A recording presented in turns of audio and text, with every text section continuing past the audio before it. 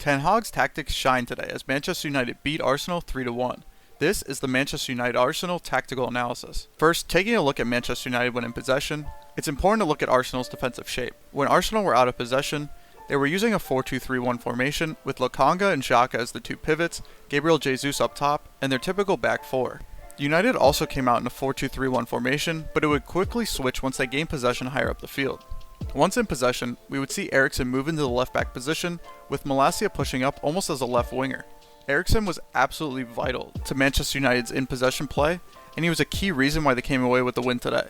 With Eriksen moving into the left back position, he was afforded a lot more time on the ball, and with his excellent passing range, Arsenal had to quickly shut him down before he had too much time on the ball. Another thing that this movement with Eriksen and Malacia did was it moved Sancho more central. This would cause a lot of problems for Arsenal's midfield, as with Sancho moving in, it would create an overload centrally with Bruno, Rashford, and Sancho all in the middle. You could see that when Eriksen was moving the ball forward, Sancho, Rashford, and Bruno were able to outnumber the two Arsenal defensive midfielders 3-2.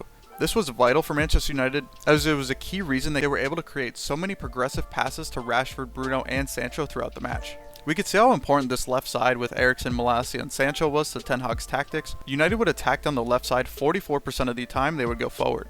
And you can see here that Rashford could drop in, Bruno could drop in, or Sancho into the free space because they were able to outnumber the two Arsenal defensive midfielders 3-2. And in the build-up to the first goal, you can see that Eriksen has time on the ball from the left back position. Bruno is able to drop into the pockets of space left open by the Arsenal midfield to receive the progressive pass, which would ultimately lead to United's first goal of the game. Now if we take a look at Arsenal in possession, we can break it down into two different phases. The first phase was Arsenal against Manchester United's high press. Ten Hag is well known for his high press. We saw this against Liverpool last week, and he once again used it against Arsenal, and it was extremely effective in the first half at keeping Arsenal from having a successful build-up from their first phase to their second phase. So if we look at Arsenal in their first phase, they would maintain their 4-2-3-1 shape, with the outside backs Zinchenko and Ben White pushing higher up and moving more towards the sidelines. This is where I was most impressed with Ten Hag's tactics, as even when United were pressing high, they did a really good job of maintaining their shape, and Arsenal had a really tough time building through the middle early on in the game and toward the later stages. The one key aspect of Arsenal's build-up was Ramsdale.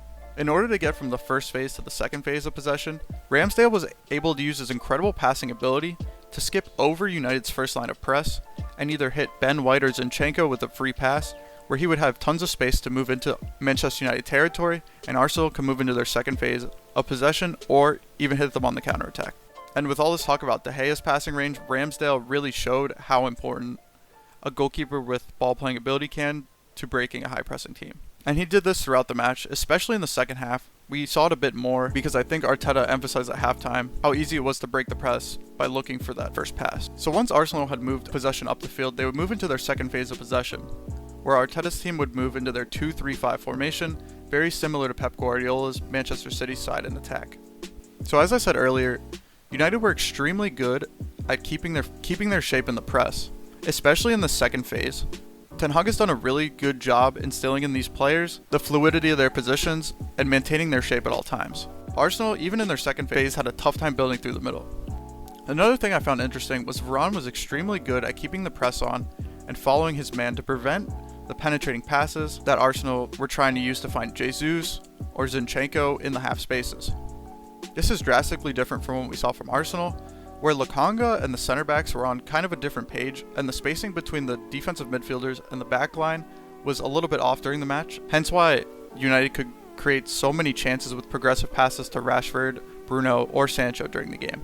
So once Manchester United had gone up 1-0, Arsenal kind of took control of the match possessionally as they were trying to fight back and get another goal. This is where we saw Ten Hag's counter-attacking tactics come into play. During the second phase, we saw Rashford stay high on the two Arsenal center backs. Ten Hag knew that Arteta likes to play with only two center backs in his build-up, and he knew that with Rashford's blistering pace, this was a part of the game that United could exploit. So when United would regain possession of the ball, you could see Rashford hugging the outside shoulder of the center back, where instead of having a left back or right back to cover, Rashford would be able to use the free space and make a run in behind. And we saw Eriksen and Bruno able to hit Rashford on these runs throughout the second half. We saw Rashford making these runs all the time during the second half while United were soaking in pressure, and once they would win it back, they would look to hit him on the counter. And Ten Hag wasn't just at his best tactically, his man management was also on point. In the second half, we saw Ronaldo come on at striker for Antony, which pushed Rashford to the left mid position. Once Rashford was moved to the left mid position, he was much more easily able to counterattack and take advantage of the space that Ben White would leave behind when he pushed forward in possession. This is exactly why United were able to take advantage of the counterattack, and it led to the second goal. Another excellent move that Ten Hag made during the second half was to bring on Fred. Fred's main trait is being a very aggressive and excellent presser of the ball. He knew he wanted to prevent Arsenal from having an easy time building up, while United wanted to maintain the 2-1 lead, so he brought on Fred into the center attacking midfielder position, and we saw his pressing firsthand, which almost led to the third goal. Ten Hag has continued to impress me week after week by showing what his Manchester United side can do. I was really impressed with how Manchester United finishing the game off after going up 2-1 and 3-1. Ten Hag's tactics and his substitutions today really shined, and I think he outclassed Arteta when it comes to tactics today.